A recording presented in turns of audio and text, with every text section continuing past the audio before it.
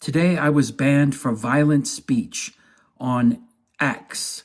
Let me show you what happened. Here's my Gmail account. Let's look at these emails. Your X account has been locked, violating the X rules, specifically for violating our rules against violent speech. Now, let's see what that violent speech was. It got paid for in 1944. Go jump in a lake.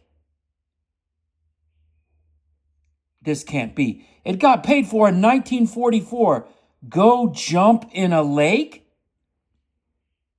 That is violent speech according to X? Are you kidding me? Now look, X, I know everybody out there, I'm not always the smartest person in the world, so I guess you won't take my word for it. After all, I misspelled paid. That's pretty bad. I was emotional for various reasons that one day I will explain. So I misspelled paid, and I feel like that is a crime. But go jump in a lake is bad? Well, if you won't take my word for it, let's have a look at what artificial intelligence says about it. Let's look at Gemini, okay? All right, here we have a Google search on, I guess it was provided for by Gemini, but it's a Google search. Is go jump in a lake violent speech? And here, according to the very smart AI overview, no, the phrase go jump in a lake is not considered violent speech. It's a common, informal, and rude way of telling someone to go away and stop bothering you. Here's why. See how helpful that is? It's telling us why. Figurative language. The phrase is a metaphor, not a literal suggestion to harm someone. Yeah, it's a metaphor. Common usage.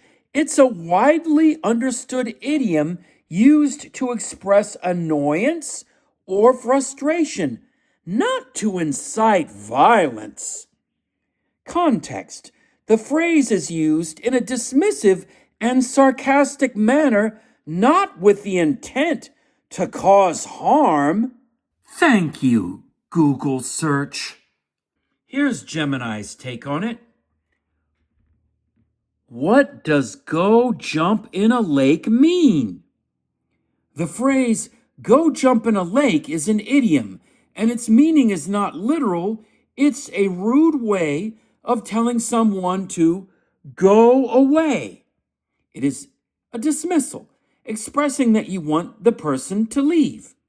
Yes, go away, you annoying leftist person. Stop annoying you. It conveys frustration and impatience with the person's behavior. Essentially, it's a strong expression of disapproval and a desire for the person to remove themselves. I know there's some folks out there that are thinking, John, why were you rude? That's so mean. Can you at least give us some context? What was the post? What did that person say to you that made you say something so violent? This was the post that I was commenting on. You'll notice here that someone helpfully has proclaimed, France says U.S. independence funding was a loan and is now demanding $150 trillion in interest. And to that, I simply replied, it got paid for in 1944, go jump in a lake.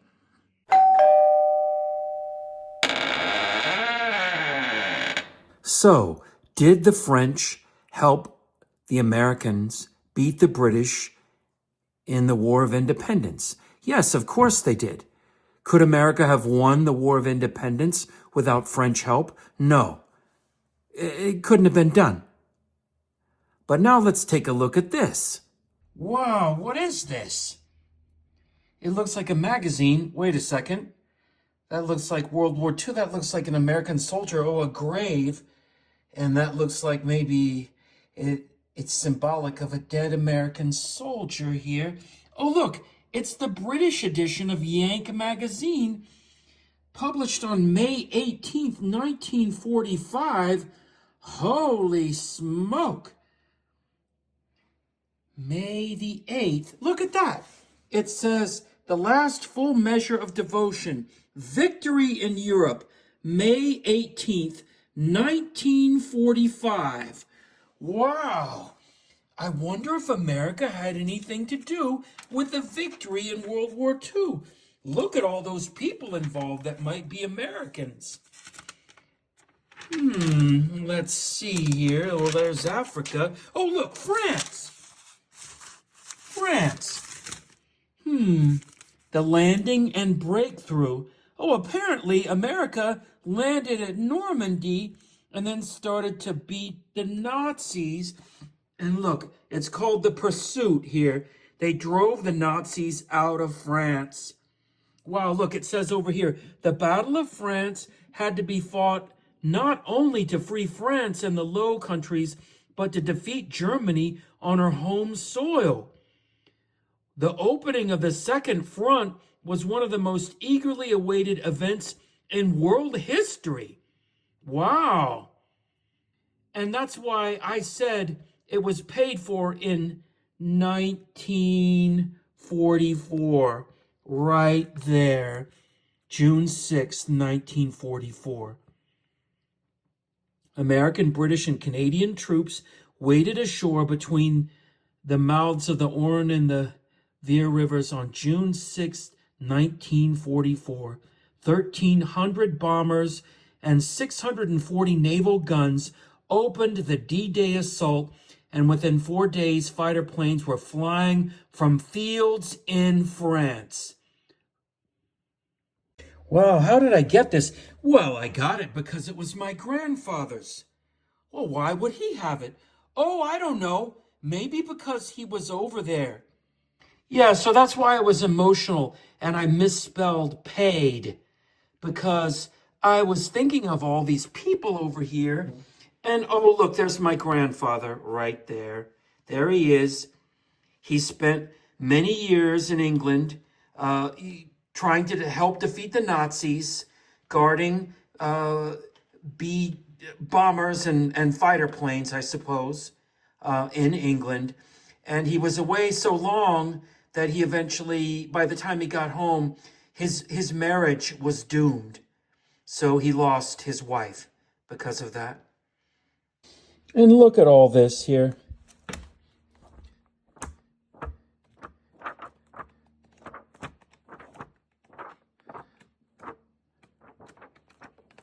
Look at all these people. Look at all of them. All these pilots. Look at all these people, all these Americans that went over to help the French out. They totally stopped their whole lives to go over there.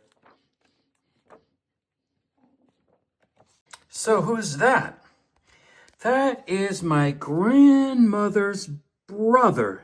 His name was Clyde. You can see that he flew a P-47 in the war, and unfortunately he made it out, which was good, but even though he was as tough as nails, he had to do a lot of things that he didn't want to do.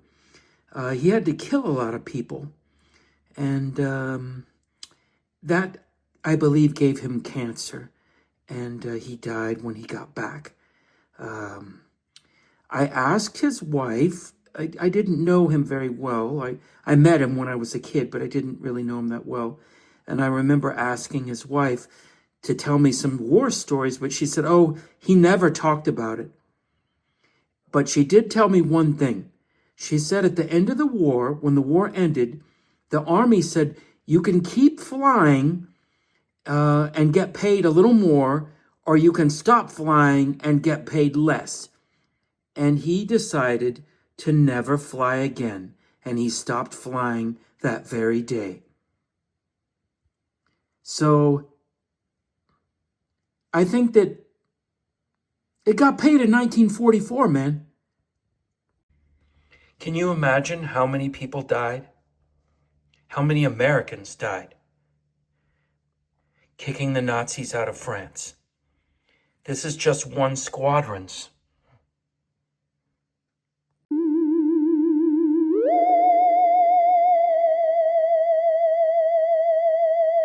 Okay, let's recap. X thinks the phrase "go jump in a lake" is violent speech. I was banned from X because of that.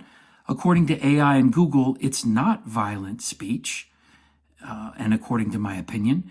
Also, according to my opinion, America fully paid for the French loan and French help in the Revolutionary War by sacrificing its own men and young boys to go fight the Nazis and drive them out of France in 1944. And I appealed X's decision, and now let's take a look at what X is saying and how they're responding to my appeal. All right, we've received your appeal request. This was about 6 hours ago at 10 a.m. in the morning, 10 a.m.-ish in the morning. Hello, we've received your appeal request because I did actually write them a letter explaining why, kind of exactly what I've said in this video, why I think the way that I do, that it's not violent speech, and also that it's a legitimate argument. And if people post something up on X, they should be able, they could request not to have any comments, but if people are able to comment, they should be adult enough to accept counter arguments. Here it says, hello, we've received your appeal request. Our support team will take a look at the information you provided for your appeal. We will respond via email, yada, yada. If you would prefer, you may instead choose to cancel your appeal request and resolve violations by proceeding to... No, I'm not going to do that. I just really care about this particular argument. I hope that I've demonstrated to you why, and I also think that it's the truth. And X is supposed to be an alternative to the woke places like Facebook and Threads, and I think that it would be wrong for me to not say what I really think.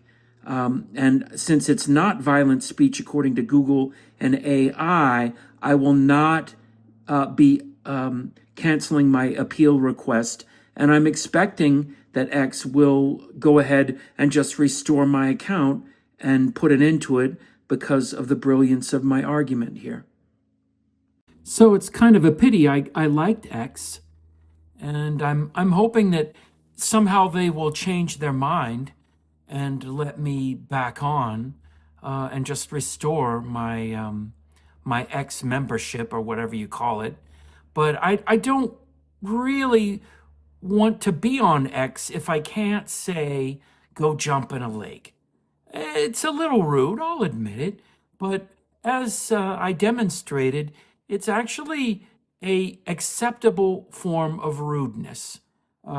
We can't live in a society that eliminates all forms of rudeness. Now, I know that woke people want to do that, but I don't want to live in a society like that. Even though I hate when people are rude to me, and I don't think that being rude is a good option, I also happen to believe that sometimes being rude is actually a little necessary. And actually, I have been grateful in the past when people have been a little bit rude to me and I realized that I was making a mistake. Oh, that's a very uncomfortable feeling when you think that you're right and then you do something and then someone's rude to you and then you get mad and then all of a sudden, after you think about it a little bit, you go, oh my gosh, I was wrong. And you do that, you use words and you use arguments. You don't hit someone or something like that. That's not what we're talking about. But go jump in a lake? That's hardly anything. You're scraping the bottom of the barrel there, X. So, Elon, if you're out there, could you please restore my X membership? I like it. I don't want to go on Facebook where all the woke people are, or that blue sky thing, or no, I like it where people actually say what they actually think, and that if you don't like it, you kind of go, okay, someone disagrees with me, and then you just leave it at that. So anyway, if you made it this far through this crazy video that I made on a Sunday, because I didn't have anything better to do, I really appreciate it. Thank you so much.